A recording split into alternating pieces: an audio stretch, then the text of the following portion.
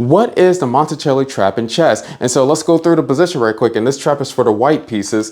Bishop b4 check, bishop d2, exchange variation of the Bongo India defense. Bishop captures on d2, queen captures on d2, b6, g3, bishop b7, bishop g2, castle king side, knight c3, knight e4, queen c2, knight captures on c3. Then we're going to initiate the trap by doing knight g5, threatening checkmate. They're going to have to deal with that. Queen captures on g5.